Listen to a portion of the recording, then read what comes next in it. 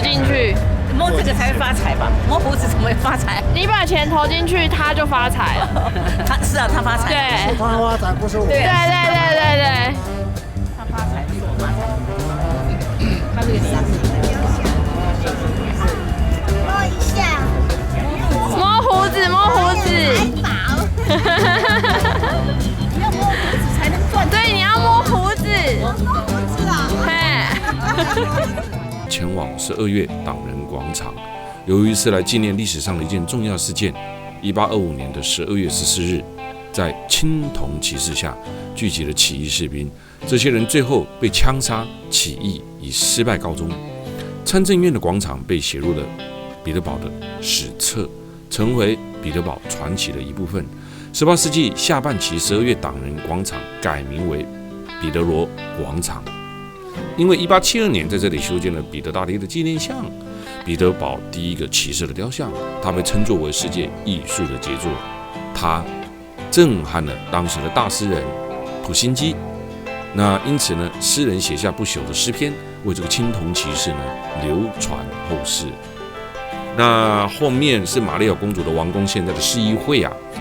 话说，虽然王宫，玛利亚公主却从来没有住进去过，因为她的父亲沙皇尼古拉骑马的铜像也咔嚓了，就对着她。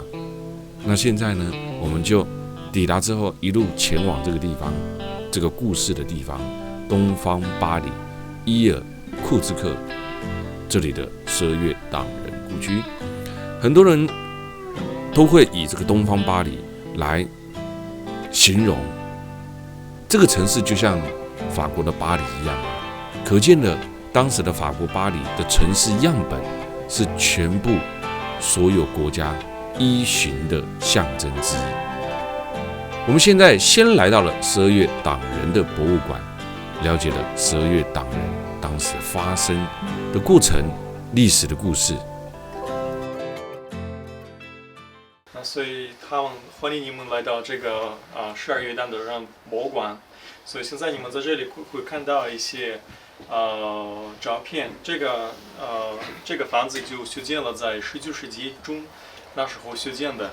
然后是这里有一些那个照片，就是做的是在1960年，那时候这里已经12月党人他们已经去世了。但是以后是在苏联的时候，这是像一个宿舍那样，这里住特别多人。12月党人起义在1825年的12月26号那所发生的，俄国的军官率领的3000士兵针对了第二政府的起义。由于这一场革命发生于12月份，因此有关的起义者全部都被称为叫做12月党人。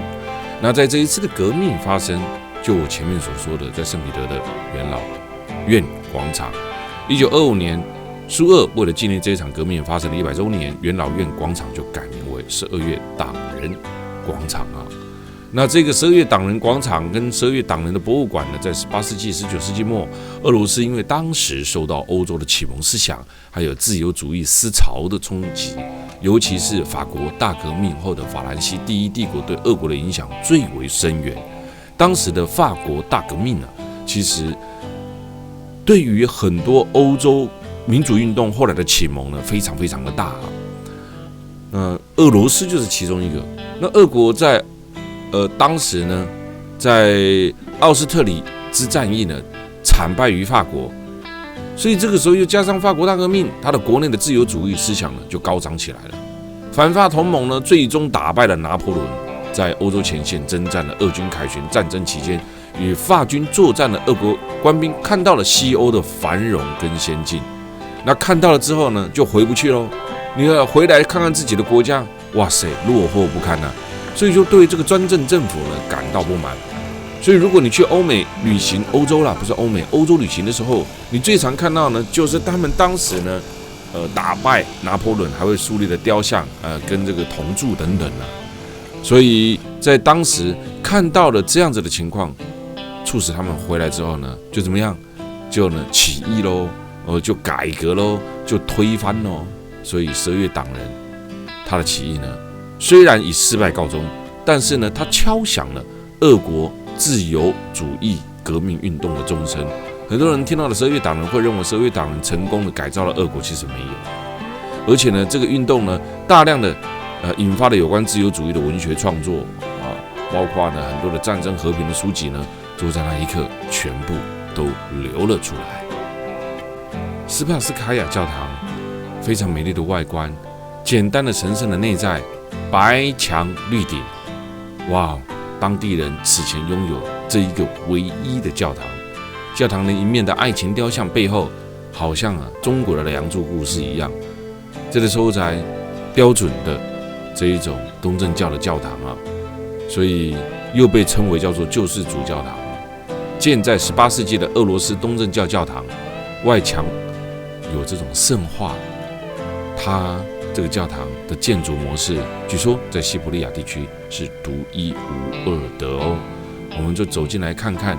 我一直觉得这是一座非常漂亮、优雅的东正教教堂，跟着其他的东正教教堂有那么一点点的不一样哦。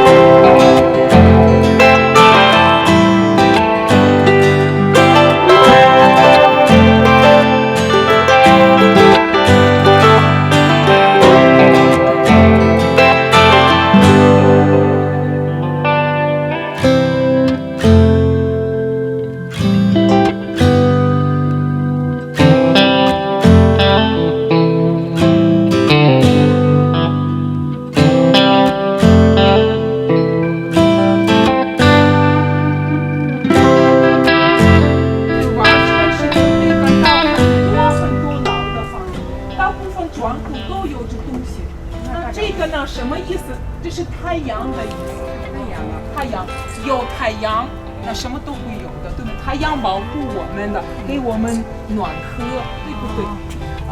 还有，对对对，像这个窗户是不是有一点像蒙古的那种风格？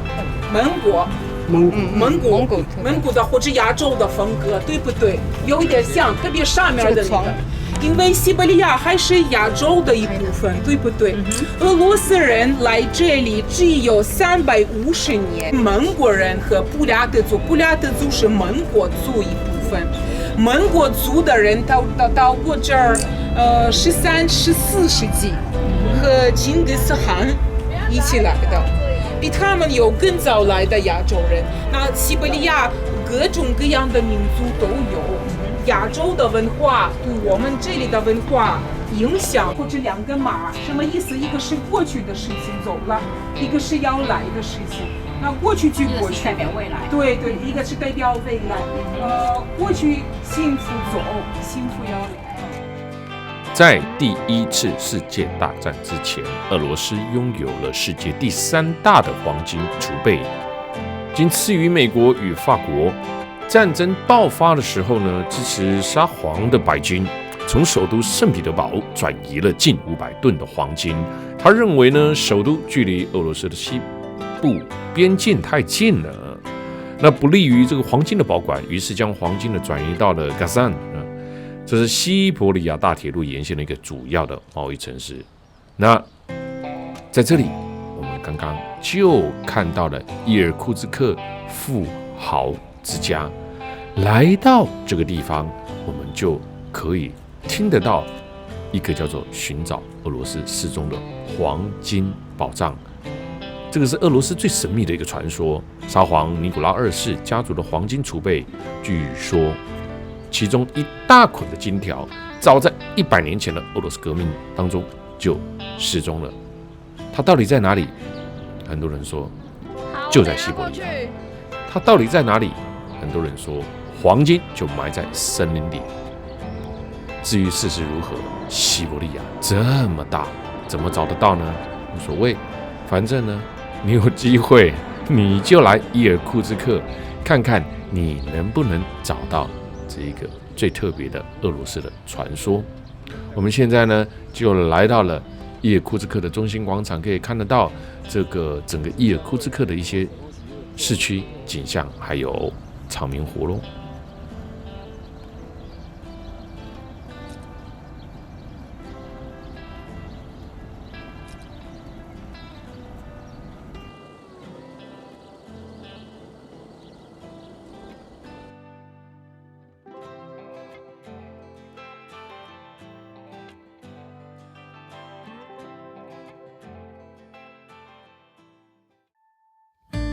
世界上最长的铁路叫做西伯利亚大铁路，它是不少旅人旅行的梦想清单其中之类。这条铁路呢，横跨了俄罗斯、蒙古和中国3个截然不同的国家。你来过西伯利亚吗？你有想过你有那个机会可以到西伯利亚吗？你知道吗？西伯利亚一直是我以前旅游当中最重要的一个口袋名单啊，可以感受到不同的文化、语言，还有食物，哇，奇妙的跨国之旅。踏上西伯利亚，一定可以坐它的铁路，只是这个铁路火车之旅，你坐几天而已啊！你可以坐很豪华的，你也可以坐一般的，你可以坐2-3天来体验一下。当然，你要从莫斯科坐到北京都没问题呀。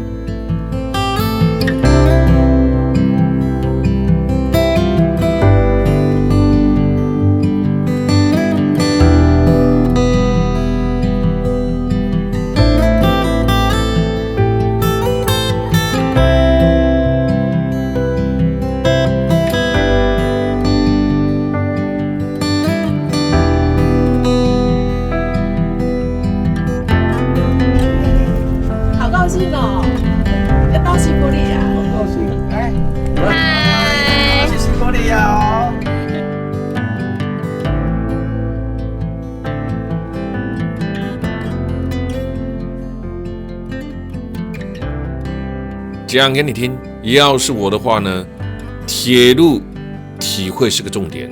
对我来讲，里面的豪不豪华不是重点，重点是这一条铁路，你知道吗？是有多少人的血跟汗啊来堆叠起来的。踏上西伯利亚铁路这个名称是几条铁路路线的总称哦。最东边俄罗斯，对，海参崴。玩到最西边哪儿？俄罗斯莫斯科，即是所谓的最正统的西伯利亚的铁路，延续着还有铁路往圣彼得堡或者是更远的欧洲串联起来，一路开过去啊！这个要是在车上啊，坐上14天啊，一路这样玩啊，阿尼玛天嘛啊！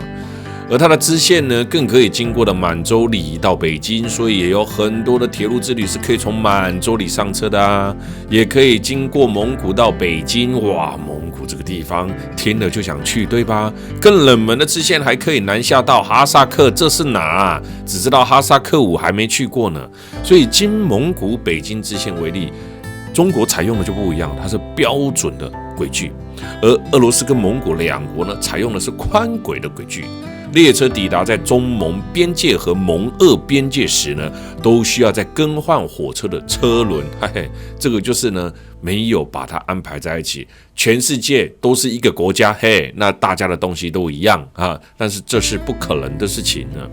那有时候在换的时候呢，整个吊起车厢换车轮的过程当中，你还要在车子上待数个小时，说累不累人啊？哇塞，怎么会累？要是有机会坐上这一趟旅程哦，就算14天我都甘愿啊，对吧？这是旅游行程当中的一大新奇。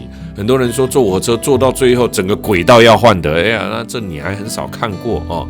那你可以自己决定你自己要走的路线，买张从起点开始直接贯穿的火车票也没有问题。当然呢，我们在旅游在摄影的过程当中，怎可能这么做？当然不可能，太累了，对吧？所以呢，我们就做我们最舒服的列车之旅啊，称不上豪华，但称得上是让你永生难忘的。你想想看啊，如果你告诉人家说，你有没有去西伯利亚过啊？光是讲这个地方，很多人就会告诉你说，那不是冷气团来的地方吗？第二个，你再告诉人家，那西伯利亚的铁路你有坐过这条西伯利亚铁路的火车吗？我相信很多人都会非常羡慕的眼光。真的吗？你去过吗？西伯利亚铁路又称为第一亚欧大陆桥，是连接串联的莫斯科、俄罗斯远东地区的铁路网路，全长多少？9288公里，是世界上最长的 T 基路啊！蒙古国、中国、北韩都有它的支线啊，一直在1916年，我前面有说的，连接了莫斯科跟海参崴，把这个俄罗斯的欧洲部分跟亚洲部分呢，把它联合在一起了。这条铁路在1891年至1916年在亚历山大三世和皇太子尼古拉，也就是后来的尼古拉二世委托下，交由俄罗斯政府监督新建铁路，在完工以前就已经吸引了多少的游客来这边写下游记啊！100年前就很多人在写了。俄罗斯也表达曾经透过连接西伯利亚铁路和瓜达尔港参与了中巴经济走廊的情况，这很特别。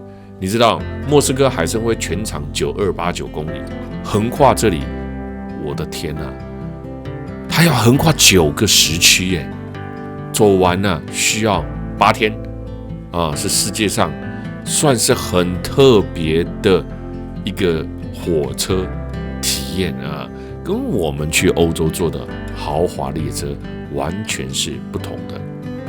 19世纪末，西伯利亚的发展严重受到交通连结，因为交通连结不便，使得西伯利亚当然发展就弱嘛。它就与俄罗斯其他地区一样，除了大西伯利亚的干线以外，适合有轮交通的道路十分罕见，就是塞车的路啦。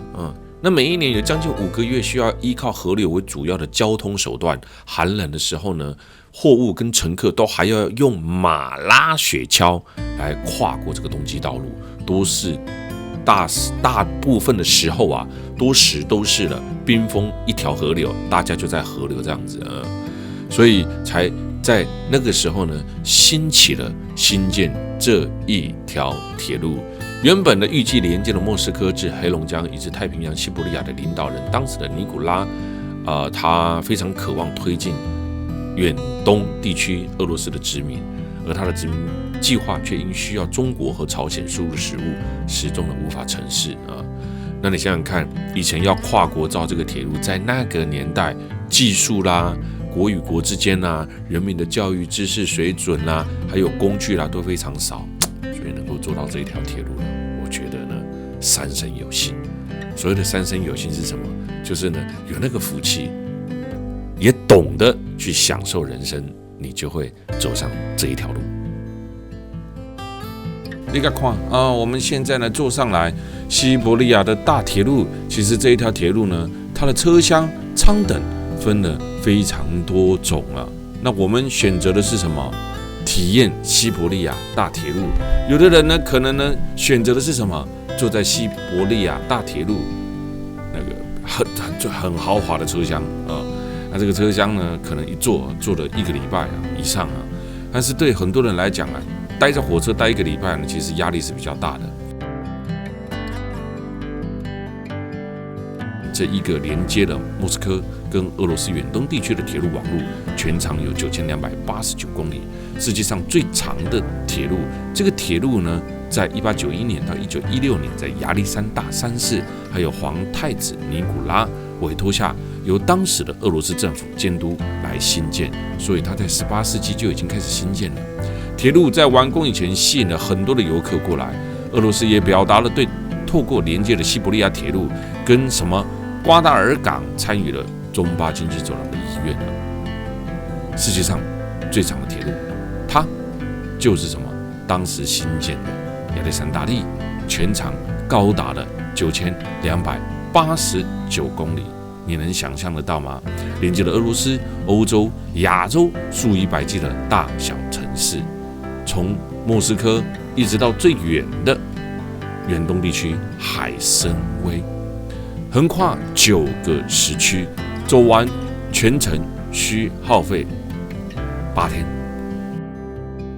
来告诉你西伯利亚铁路的创建过程，来告诉你以前的人如何兴建铁路，那种心情。西伯利亚的寒，它的冻，它的零下20-30度的低温，在这过程当中，他们花了那么多的时间，就建起了全世界最长的铁路。一条铁路的行程，当你坐在这个铁轨上面铁轨上面的火车，你能知道吗？它是多少人辛勤代价的付出？像这样子的感觉，你能想象得到吗？19世纪末，西伯利亚的发展严重受其交通连接的这个薄弱有了这个铁路，带动了西伯利亚，而且每年有将近5个月需要依靠河流作为交通主要的手段。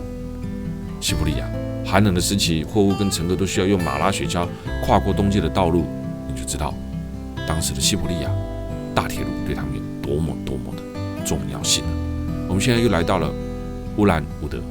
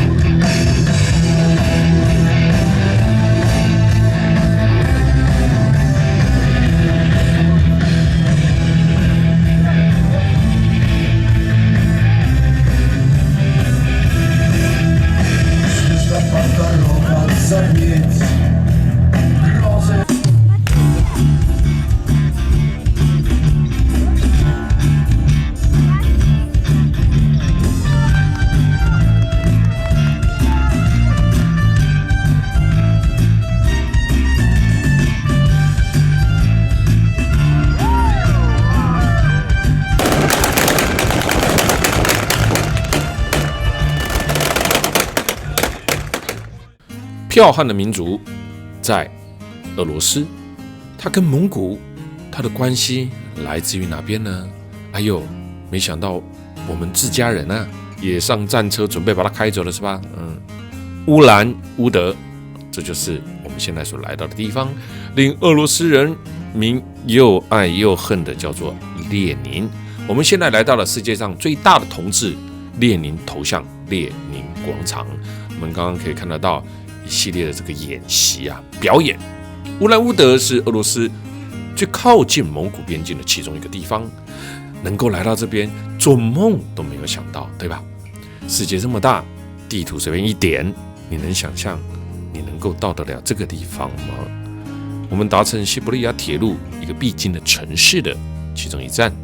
乌兰乌德虽然属于俄罗斯，但这里的人很多都是黄种人，样子呢跟中国人、蒙古人有那么一点点的相近，但呢，他开口出来的不是华语、俄语或蒙古语，才是真正他们沟通的主要语言。所以在这边通行了两种，俄语跟蒙古语，而不是中文啊。他们称自己为布里亚特人。他是谁啊？他就是蒙古族的分支。这里留下了不少蒙古的文化在这边。据说呢，布里亚特人呢，原先呢为徘徊在西伯利亚的游牧民族，没有特定的居所，没有姓氏。这个当我们进入蒙古的时候，你就可以知道为什么了。自古以来，善于骑射和打猎，很久以前都被视为叫匈奴，按那了解吧。而且成吉思汗未建立蒙古帝国之前，在这他就已经扎根，即是当时的辽、金两个国家。所以你说西伯利亚神不神秘啊？你说蒙古国呢？哇塞，那更是不得了。而在这儿的宗教方面呢，原为信奉萨满，自蒙古帝国后呢，佛教就变成了它的主要的宗教。哎呀，真特别，对吧？在这里可以看得到佛教。而由于源自于蒙古帝国开始，北传佛教就传入了乌兰乌德，所以这个地方也是跟蒙古之间的边境哦。这个市区建筑当中有着中国风格的佛教喇嘛寺庙，表现着一种不同于俄罗斯城市的文化。所以你说俄罗斯分成欧洲、亚洲这么大，还有靠近蒙古的边境，你说它的文化有何其的多？其后苏俄统治了乌兰乌德，加上东正教的传入，变成了亚里特人其中一个主要的宗教咯。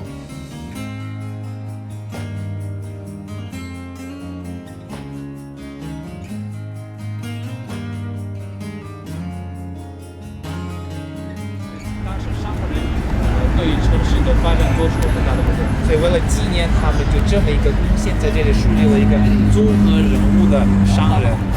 而且你们看一下，就这里有一个小巷子，巷子里面有一个洞，所以你们可以把钱投进去，摸这个才会发财吧？摸胡子怎么会发财？你把钱投进去，他就发财了。他发财。对，他发财不是我。对，他发财不是我发财。他这个比较像。摸一下。摸胡子。财宝。你要摸胡子才能赚。对，你要摸胡子。摸胡子啊。嘿。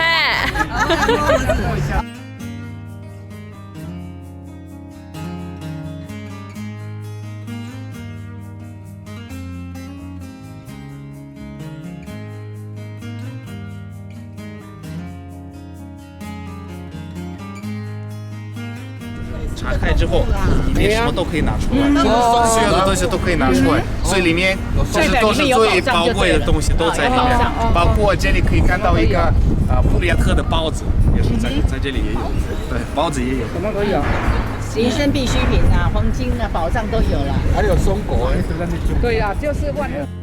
整个城市都被歌舞剧院，我们刚刚就经过戏剧院、museum， 我们等一下要去的。这整个建筑、文化、艺术等等围绕着这种东西呢，你很难讲它是什么 style。为什么蒙古啦、俄罗斯啦、西伯利亚啦、当地在地的风格啦、游牧民族啦，还有呢剽悍的蒙古族啊，那种匈奴人的风格啊，东正教啦、蒙古啦，还有佛教啦、北传佛教啦，哇，混合在一起，你自己都搞不懂这是什么风格啊！所以我们把它称为叫做布里亚特风情。所以当你来到这边，是不是第一次听到这个地方啊？那当时在这个地方呢，曾经有发生一个叫做血色星期天的苏联革命时，尼古拉国王惨被这个共产主义的革命军灭门。同时呢，乌兰乌德借此呢，连同东面的西伯利亚省份的独立来建国，便组成了当时的叫做北亚共和国，定都为乌兰乌德。可是呢，当时的国家势力呢不如苏俄强大，加上被当时的满清政府的压迫，最终呢北亚国迅速灭亡啦。虽然北亚共和国的刹那光辉消失了，但直到现在，他们这边就保有独特的文化以及语言。二次世界大战之前，乌兰乌德还有呢海参崴等区域呢，曾继而第二次的独立建国。其实呢，你说很奇怪嘛，也不会，就像当年的苏联瓦解一样。当时呢，这里独立建国被命名为远东亚共和国。不久呢，瓦解掉了，就先后呢有日本跟苏联来吞并了。所以随着日子过去了，布里亚特人由住在这个什么蒙古包，转为俄式的小屋。这个地方留有了蒙古式的食物，但被俄国的文化熏陶之下，那也有一点变化啊，面包啦、罗宋汤啦、奶酪啦、chicky 啦、cheese 啦、果酱啦、红茶啦、vodka 这些伏特加都有。由于早期的乌兰乌德人为游牧民族，没有像中国一样有祠堂或是族谱，大部分的名字跟姓氏呢，也就取自于俄罗斯人或欧洲人了，很特别吧？样子像亚洲人，名字是俄罗斯人或欧洲人的姓，不是蒙古人的姓啊。那吃的东西呢，又是混杂的中西两种模式，这就是旅游带给人的最开心的地方，因为你看到的东西呢，哇塞，截然不同。我们现在来到的是乌兰乌德的历史博物馆。所以呢，当时进行改革的时候，因为西瓦那边的人他们就这样做，所以呢，就是那种反对的象征就是这个，我们一直要这样做。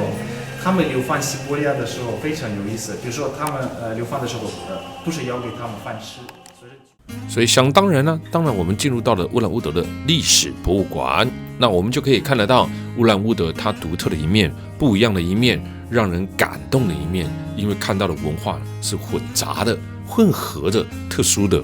乌兰乌德本身与蒙古国相近，加上不少蒙古人居住在这儿，从而当地的人懂蒙古语与邻国的商议，因此被俄国政府列为缺一不可的外交省份。你别看它很偏啊，这种边境地方对他们来讲，可是非常非常重要的啊。最有趣的是什么？蒙古的气候以及土地的问题呢？不能种植蔬菜水果，不然怎么会有那么多游牧民族，是吧？很多时候呢，他们就会依赖乌兰乌德进口到蒙古给他们。另外呢，蒙古跟俄罗斯的通婚在乌兰乌德非常普遍的现象。那你就知道，到后来你是哪人，你哪都不是，你就是乌兰乌德人。为什么？因为混在一起了嘛。所以我们常常听到你是哪里人啊？还需要分吗？还需要分吗？其实很多时候呢，一混在一起了，就已经都是一样了啊。说到这儿，想必大家对西伯利亚的人与事物，你是不是多了一层的认识跟了解呢？来到西伯利亚，我们搭乘西伯利亚的铁路，朋友们啊，别错过了乌兰乌德这个城市，多多了解它，它将带给你不同的新奇与奇妙的感觉哦。这里是俄罗斯城市乌兰乌德，也是西伯利亚铁路的其中一个城市。大家好，善良的人。好。Мы очень рады, что вы сегодня приехали в наше старинное село Десятниково. 我非常高兴你们来到了我们古老的村落叫地下地球。它的符号在哪里？你们看一些这里很漂亮的房子，因为有这么漂亮的房子，所以这条就叫符号街。 Такой дом могли себе позволить зажиточные крестьяне. 只有有钱的人才能盖得起。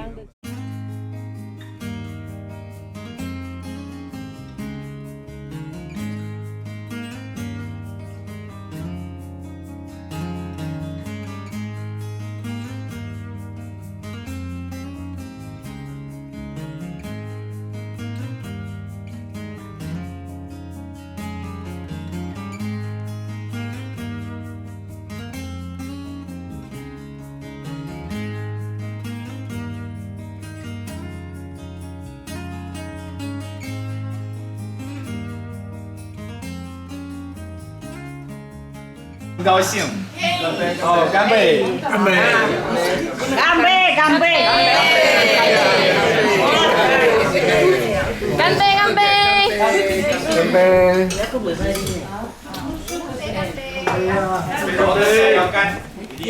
Томленые 5-6 часов.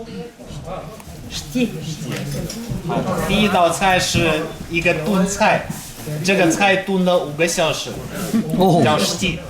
Да, на второй подадим вам картошечку с мясной поджаркой. 第二道菜是肉土豆。 Ну а на третий, конечно, рисовую традиционную.